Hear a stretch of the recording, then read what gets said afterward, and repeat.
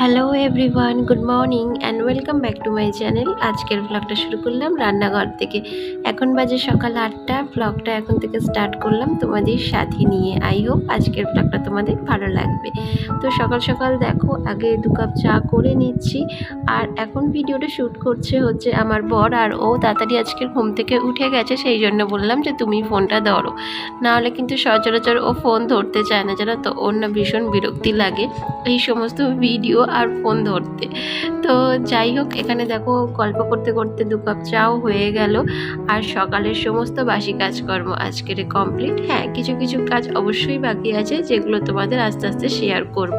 আর প্রতিদিন একই ভিডিও না আমারও দিতে ভালো লাগে না, কিন্তু কি করব বলো, 4 দেওয়ালের মধ্যেই তো আমার এই ভিডিও। আমি সারাদিন যা ঘরের কাজকর্ম করি সেগুলোই তোমাদের সামনে তুলে ধরি। বোরিং লাগলেও তো আর কিছু করার নেই। প্লিজ তোমরা একটু কষ্ট করে দেখে নিও। তো যাই হোক, এখন দেখো চাটা খেয়ে ঘরটা মুছবো, তো তার জন্য জলে একটু ফিনাইল দিয়ে নিলাম। আর এখন আমার না একটু মানে কি বলবো, আলসামি মতো কাজ করছি। যেমন সকালবেলা মানে সকালে বাসি ঘর ঝাড় দেওয়ার পরই আমি ঘর মুছে নিচ্ছিলাম, কিন্তু এই 2 দিন হলো আমি কিন্তু চাটা খাওয়ার পর তারপরে বাসি ঘরটা মুছছি। তোমরা হয়তো ভাবতে পারো যে এ আবার কি নিয়ম, কিন্তু কি করব বলো, মানে সকালবেলা না মানে এতই মনটা চা করে যে ঘরের কাজকর্মগুলো সারার পর মানে যেন মনে হয় যে 1 কাপ চা খেয়ে তারপরে বাদবাকি কাজগুলো সারবো। আর এই যে তরমুজটা দেখলে, এটা না আগের দিন সন্ধেবেলা বাজারে গেছিলাম, কিনে এনেছি। আমাদের এখানে তরমুজ এখন 30 টাকা কেজি, আবার অন্যান্য জায়গায় 20 টাকা কেজিও বিক্রি হচ্ছে। কিন্তু আমাদের এখানে না সব জিনিসের রেটটা যেন সবসময় হাই থাকে। তো জানি না সব জায়গায় একই রেট কি না, কোনো জায়গায় কম কোনো জায়গায় বেশি হতে পারে, কিন্তু আমাদের এই পলতা বেড়াপুরে জিনিসপত্রের দাম এতটা হাই হয়ে থাকে যে মানে কিনতে গেলেও 10 বার ভাবতে হয়। আর যেহেতু বুঝতেই পারছো, মানে আমাদের তো কোনো সরকারি চাকরির ব্যাপার নেই, মানে সরকারি চাকরি বা কাজকর্মের কোনো ব্যাপার নেই, তাই জন্য একটু বুঝে শুনে সংসার আমাদের চালাতে হয়। মানে কোনো কিছু ভালো মন্দ খেতে গেলেও মানে 10 বার ভেবে নিতে হয়। তো যাই হোক, কথা বলতে বলতে দেখো রান্নাঘরটা আমার পুরো মোছা হয়ে গেল। এবার ঘর দালানগুলোকেও ভালো করে মুছে নেব। আর তোমরা কে কে আমার মতো এইরকম কুড়েমি করো বলো তো, সকালবেলা একটু কমেন্ট করে জানিও। অবশ্যই কেউ করো না আমার মতো এইরকম অবস্থা। আর যে দিদিভাইদের তো বড় বড় উঠান থাকে, তারা তো ঝাড় দিতে দিতেই প্রায় আধা ঘন্টা 1 ঘন্টা কেটে যায়, কিন্তু আমার এই দেখো ওপরের ঘরগুলো পরিষ্কার করতেই 1 ঘন্টা 1.5 ঘন্টা কেটেই যায়, মানে লেগেই যায় বলতে গেলে। তো যাই হোক, ওইদিকে আমার ছেলে ঘুমাচ্ছে বলে এখন নিশ্চিন্ত। ওকে ঘুম থেকে তুললে সারা ঘর পাড়িয়ে পাড়িয়ে পায়ের দাগ করে দিত। আর যেহেতু ও না এখন রাত্রে ঠিকঠাক মতো ঘুমাতেও পারছে না, জানো তো, সর্দির জন্য, তাই এখন একটু দেরি করেই ওকে আমি ঘুম থেকে ডাকি। তো এই যে দেখো, ঘুম থেকে উঠেই আমি একটু ডালিয়া বানিয়ে দিয়েছিলাম প্রেসারে, তো সেটাই এখন খাওয়াচ্ছি, কিন্তু ও কোনো মতে খেতে চাইছে না। 2 দিনে দেখো ছেলের শরীর কেমন শুকিয়ে গেছে। আসলে কি বলো তো, ওষুধপত্র বেশি খেলে না ছেলেরা একটু মানে বাচ্চারা একটু খিটমিটে হয়ে যায়, জানো তো। আর খাবার দাবারও একদম খেতে চায় না, কিন্তু জোর জবরদস্তি করে ওকে আমাকে এখন খাওয়াতে হচ্ছে। দেখো কেমন করছে, না খাবে না বলে কিন্তু ওকে আমাকে গায়ে মাথায় হাত বুলিয়ে তারপরে একটু খাবার খাওয়াতে হচ্ছে, কারণ এরপরে ওকে একটা ওষুধ দেওয়ার আছে। তো যাই হোক, অনেক দিনই হলো ওর স্কুলটা না কামাই হয়ে যাচ্ছে, জানো তো। মানে কি করব বলো, ছেলে অসুস্থ থাকলে তো সেই অবস্থায় ওকে স্কুল পাঠাতে পারি না, আর স্কুল থেকেও না কমপ্লেন জানায়। আর এখন দেখো দুপুরের রান্নাটাও আমি বসিয়ে দিয়েছি। এখানে একটু মসুর ডাল বানাবো, তো তার জন্য একটু পেঁয়াজ রসুন কাঁচা লঙ্কা দিয়ে সোমবার দিয়ে দিলাম। এখানে শুকনো লঙ্কাটা না আমি দিতে পারলাম না, কারণ কি বলো তো, শুকনো লঙ্কাটা আমার ঘরে অ্যাভেলেবেল ছিল না, তাই কাঁচা লঙ্কা সোমবার দিয়ে ডালটা বানালাম। আর এখানে বানাচ্ছি একটু চিচিঙ্গে ভাজা। এবছরের গরমে প্রথম চিচিঙ্গে আমরা খাচ্ছি, মানে আগের দিন বললাম না যে বাজারে গেছিলাম, তো সেখান থেকে একটু একটু করে বাজার করে এনেছি, মানে যেগুলো গরমে যেগুলো মানে যে সবজিগুলো উঠেছে সেগুলো এখনো পর্যন্ত তো খাওয়া হয়নি, তাই একটা একটা করে কিনে এনেছি সব কিছুই। আর এইদিকে চিচিঙ্গা ভাজা হয়ে যেতে এখানে না একটু পোস্ত দিয়ে মাছ করব, মানে সর্ষে পোস্ত দিয়ে পাবদা মাছটা করব। তো তার জন্য দেখো একটুখানি মানে ঝোলের মধ্যে এই মাছগুলো দিয়ে দিলাম। মানে মশলাটা আমার আগেই কষিয়ে টষিয়ে পোস্ত দিয়ে আমি একেবারে জল ঢেলে দিয়েছিলাম, কিন্তু মাছটা যখন ঢাললাম তখনই তোমাদের দেখাচ্ছি। আসলে কি বলতো, মানে একসাথে অনেক কিছু শ্যুট করতে পারছি না, তাহলে ভিডিওটা অনেক বড় হয়ে যায় আর তোমাদেরও দেখতে ভালো লাগে না, তো সেই কারণে। আর এই দেখো স্নান টান করে এখন আমি ঠাকুর ঘরে যাব, ভাবলাম এই কটা জিনিস তোমাদের সাথে একটু শেয়ার করে দিই।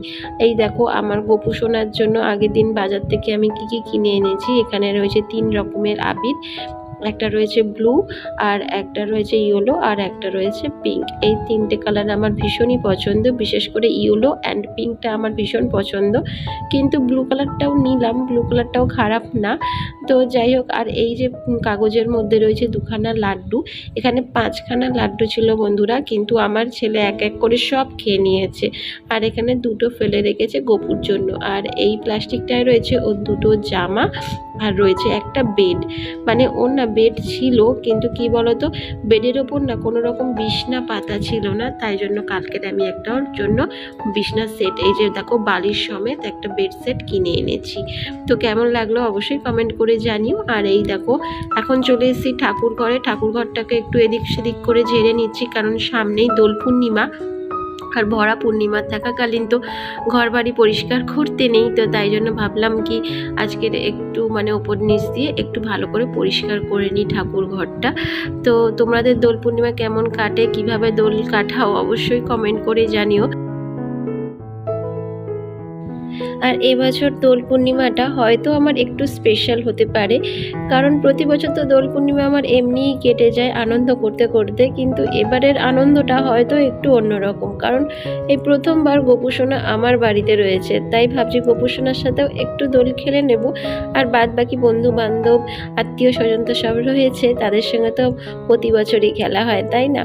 তো যাই হোক, তোমাদের সাথে গল্প করতে করতে দেখো ঠাকুর ঘরটা আমি ঝাড় দিয়ে প্রায় মুছেও নিয়েছি। আর এখন ঠাকুরের বাসনগুলোকে আমি ধুয়ে নিচ্ছি।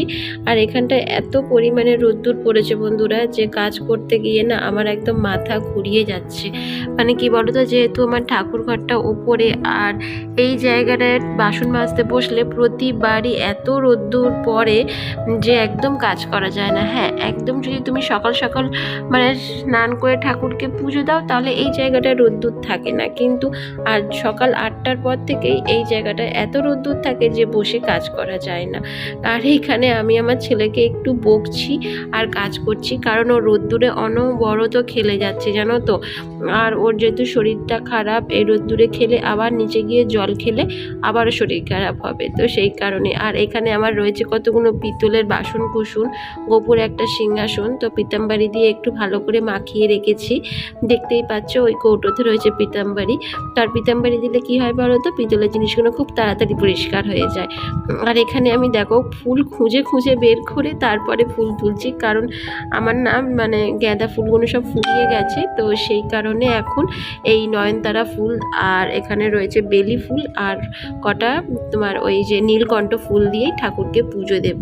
আর গরমের সময় এই ফুলগুলোই আমার ভরসা জানো তো, সারা শীতকাল জুড়েই আমি গাঁদা ফুল দিয়ে পুজো দিয়েছিলাম, কিন্তু এই গরমকালে আমাকে এই ফুল দিয়েই মানে নয়নতারা ফুল দিয়েই ঠাকুরকে পুজো দিতে হয়, আর ভালোও লাগে দেখতে জানো তো।